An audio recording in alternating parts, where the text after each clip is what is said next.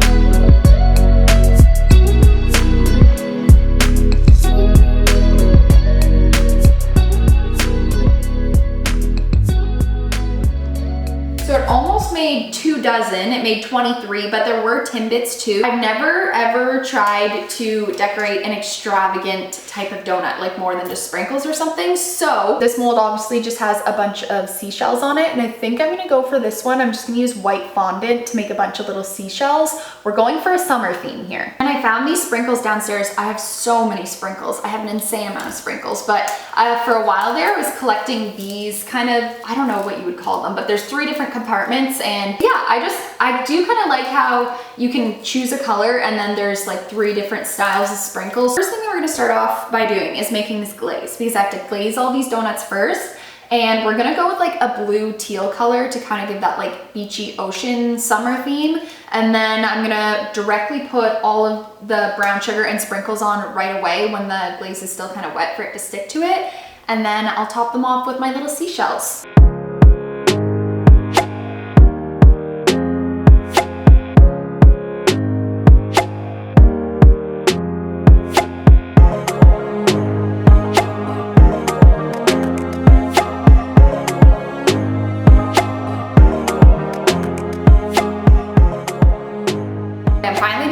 The donuts, and it took a little bit longer than I thought, but I just wanted to mention that I did thicken up the glaze a little bit more because I found that the actual recipe for the glaze was really runny. I would suggest just adding either a little bit less water or a little bit more icing sugar. I started dipping a whole bunch of the donuts, and then I think I dipped 6 at a time, and then they were too dry to put the sprinkles on. So if you are going with like a thicker consistency of glaze, I was only able to decorate like 2 at a time before they got too dry. So happy with the way they turned out. I just picked like my best 9 of them to take pictures of. I also don't think that I've talked about the Timbits again, since I said that I fried them up and they were kind of more difficult to fry. So there are a few left over, and I've waited this whole time to try. I haven't tried the Timbits or the donuts. Obviously it's the same recipe, same dough, but these ones I just rolled in a little bit of sugar, so they're kind of like an old-fashioned plain Timbit. Just rolled them in sugar pretty much right after they came out of the fryer. I did let them dry off a little bit, but then you have to do it when they're still hot or else the sugar won't stick. Okay, so I'm gonna try one of these Timbits now, and I guess I can try a donut too. It's the same dough though. They're actually better than I expected them to be. I've never really made yeast donuts before. I've made donuts in the oven, which are very, very different than yeast donuts, but I've never really found any donut recipes that I actually thought tasted really good, and this one actually does taste really good. And I'm so happy because look at the rise. I'm gonna show you the rise on this little tiny Timbit. Even though I was nervous about this recipe, they actually rose really well, so maybe that was because I left the dough in the fridge overnight. I would suggest doing that instead of just 2 hours. Now that I've made this recipe once and I know that it works well, and I kind of have learned even just a little bit about decorating, what to do and what not to do, I think that I might try and make some more donut videos in the future. I was thinking a Halloween one would be really fun, and maybe for the Halloween one I would do like different designs instead of all just one design. I've always loved decorating, but in the beginning I really struggled and got frustrated easily because I feel like with decorating there's just such a learning curve, especially in the beginning when you're not used to working with different things. So